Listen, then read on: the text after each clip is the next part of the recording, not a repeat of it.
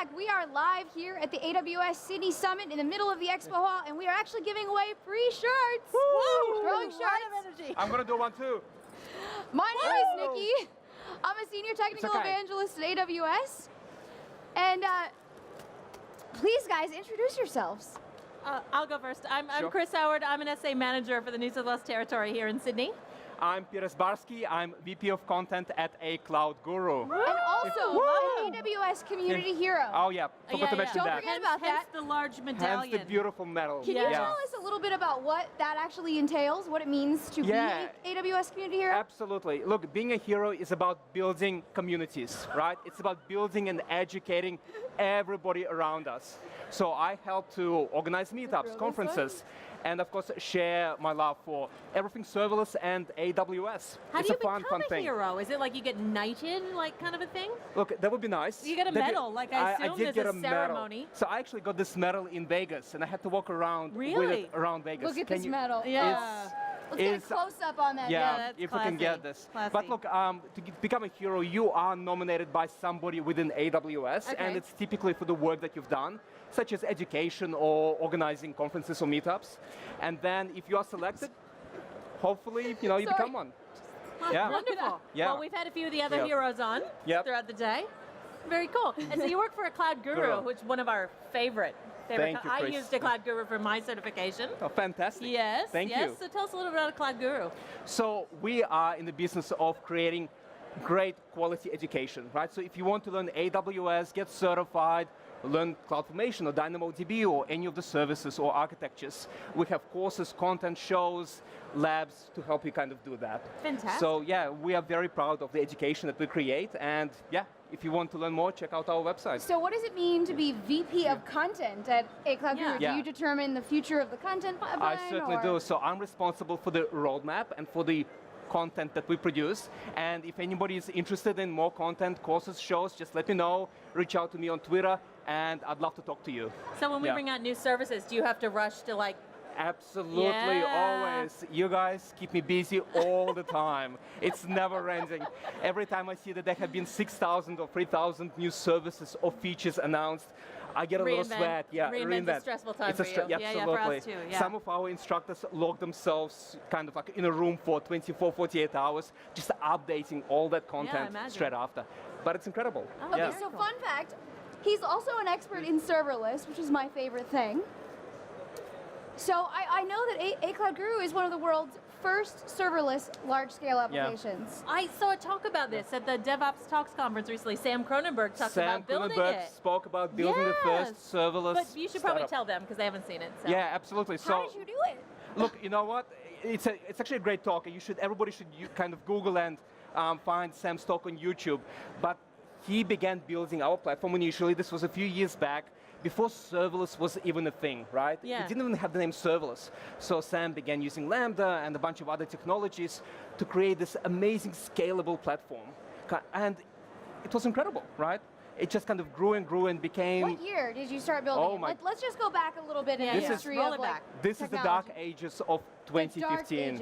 If you remember. 2015? End of 2015. Yes.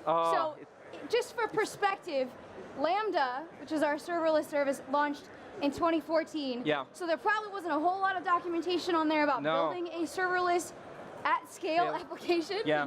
Yeah, can you imagine? And now we've grown our learning management platform to 850,000 users, and the technology is incredible. It scales and grows with you, right? So there's a lot of argument, though, and debate about like when to use it, when not to use it. What would you say are the best use cases for serverless? And when do you definitely say, I don't think that's going to work for serverless? Look, it's a great question. I think if you have very long-running workloads, it could be difficult to go serverless. But in a lot of other cases, whether you are building platforms, data pipelines, I see a lot of... That means we have a question. Oh, wow. That means we have a question on the Chime channel. Anyway, I just want to say, just use serverless whenever you can. And if you can't make it work, then look at other alternatives, like containers, perhaps. Yes, the question was for you, when is Community Day? When is the Community Day? Well, I don't know if anybody can see this. So there will be a Melbourne Community Day on the 30th of August, 2019. Yeah. And incredibly, we have Jeff Barr coming to Keynote, our community day. So you got to be there. I want to see each and every one of you there. I'm remembering faces right now. From this riot of T-shirts. This is in the audience, kind of behind us. So yeah. Very cool. Yeah. Do we have any other questions? You wrote a book, didn't you? Or you're writing a book? Yeah, I was going to ask about that. Sorry, stepped on it. No, it's okay, I want to know. Okay, Big fangirl moment here. Well, actually, he's wrote multiple books. Multiple books, just one for now. There's more in progress. Well, but it was the one in progress with AJ. Yeah, so I wrote kind of a book initially kind of to document how we build a platform, how a cloud guru managed to build that scalable LMS. I'm working on an update with AJ, who is the principal product manager of Lambda. Yep. And yeah, it's interesting. Have a look. When does it come out? Probably end of the year. This update will come out end of the year. And where will it be available? Yeah. Thanks. It will be available anywhere, really. And I would just say, if you are interested in learning serverless, have a look at the book, have a look at our courses. We have a whole bunch of serverless courses on our platform. It's a great time to get started and build something really, really cool. Now, another question from the audience is, what are the best of AWS events you've been to? Look, you know what? Ooh. I mean, other than this Sydney Summit is the best, right? Okay, nobody's applauding, but yeah. They're waiting for T-shirts. Yeah, they want more T-shirts coming. Yeah, no, look, the summits are always incredible. Yeah. I love reInvent. It's a crazy How many week. reInvents have you been to? Yeah, people are uploading reInvent. Yeah. I think I've been There's to excitement for reInvent. And by the way, it's just May today. Yeah, absolutely. I've been to 3 reInvents, and it gets crazier and crazier.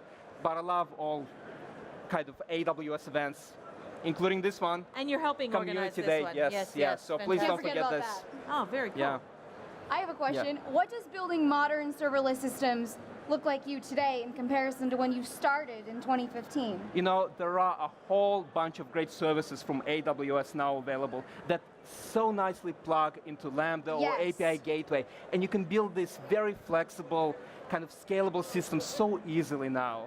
Yes, right? It's definitely, a lot of the services that have launched have replaced using services in combination with each other to get the same effect. Yeah. So where when you're building a serverless system today versus when you were doing it in 2015, which by the way I did it as well.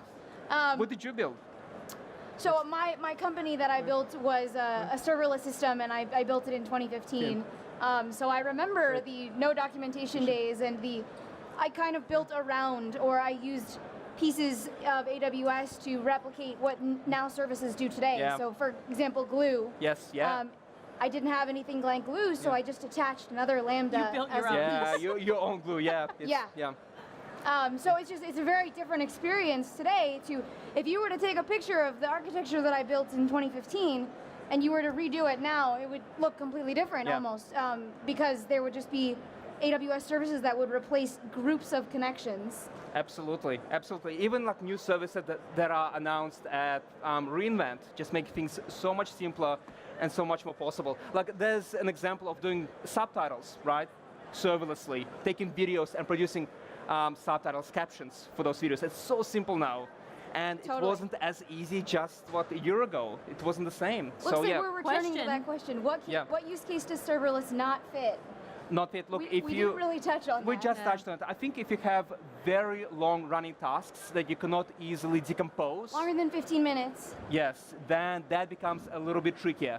Obviously, if you can decompose things, parallelize your actions that you're trying to do, and then merge everything together, kind of like your MapReduce. If you can do it serverlessly, that's awesome. But if it's hard to do, then sometimes, going serverless, as much as it pains me, maybe not the right way to go. But I always say, look at your application. What are you trying to achieve? Can you do it serverlessly? Do that first. And if you cannot, then look at other alternatives. We've had a question. Do you think that serverless is changing the way that people code? Yeah, absolutely. Yeah? That was from FireDrake? Yep. Yeah, I completely believe in that. I think serverless is the true cloud native way of doing things, right? You are kind of offloading all that infrastructure concern onto the platform provider, and then you're building functions to glue services together. So my favorite thing. And the architecture less work, is different. Write more code. I love it. Done. Exactly. Problem solved. I just want to be agile. I want that real agility, lowercase a. I want to really build things quickly. and have a good result. Absolutely. I'm just impatient. Maybe that's what it is. Looks like you did not mention your book's name. You didn't do a very good job of spurking your own book. No. Yeah. Track wants to know, Yeah. what is your book's name? The book's name is Serverless Architectures on AWS, and you can just That. easy. Wonderful. You can just Google for it. Yeah. Oh, wonderful. Yeah. Lots of announcements going on. It's We are in the middle of the expo hall. It's Yeah. all happening here. And Yeah. another one, how do you monitor serverless without intervening or adding more load? That's a great question. So there are services available. Some are provided by AWS, like X-Ray, that allow you to instrument your functions, allow you to have a look at other services and what's happening, latency. And then there's a whole array of new third-party services as well you can have a look at, like Fantastic. IOPipe, for example, that allow you to also instrument functions and actually look at what's happening. Kind of, are they failing? Are they succeeding? What is the load? What's the latency? What is happening? And yeah, absolutely, you have to have a look at what you are doing, especially when you're building a distributed system. You have to know what's going on. Now, clearly you didn't start out with serverless.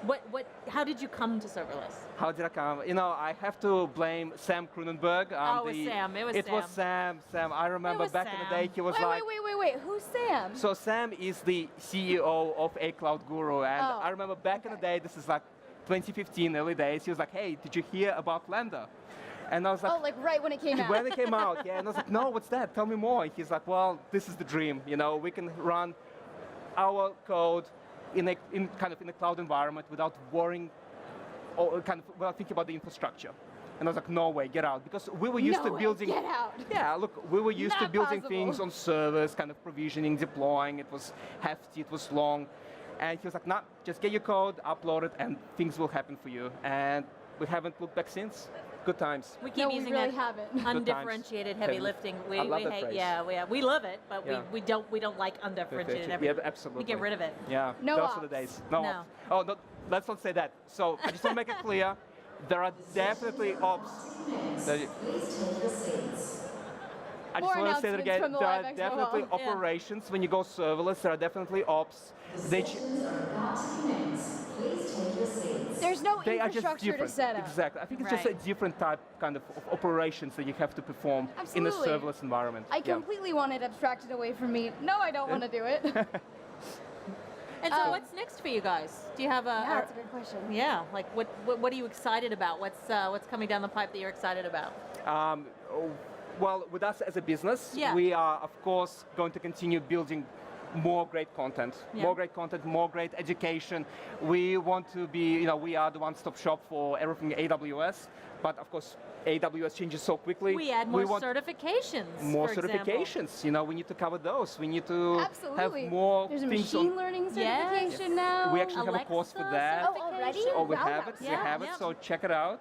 Move quick. But I feel we like just I want to do blinked an more. eye. Yeah, we just want to do, much more. And of course, there are platform features we want to build as well. Yeah. So it's That's exciting. Secret stuff. Secret stuff. Yeah. All right, secret stuff. I just want you to know that you're getting a lot of love in chat right now. Oh, really? One, first of all, they really Thank you, like Twitch your chat. suit jacket with t-shirt combination going on. You This got is some my comments about uniform. that. This is, everyday office wear. Yeah, absolutely. So you got some compliments about that, and then Yeah. also they wanted to denote that your name is not Peter, it is Dr. Peter. Oh, he's a doctor. Yeah. Dr. Pete. Doctor. Dr. Pete. Yes. Dr. Pete. Another Dr. Pete. So you have Dr. Pete as well. Yeah. And I love his incredible blue bow tie that he wears on.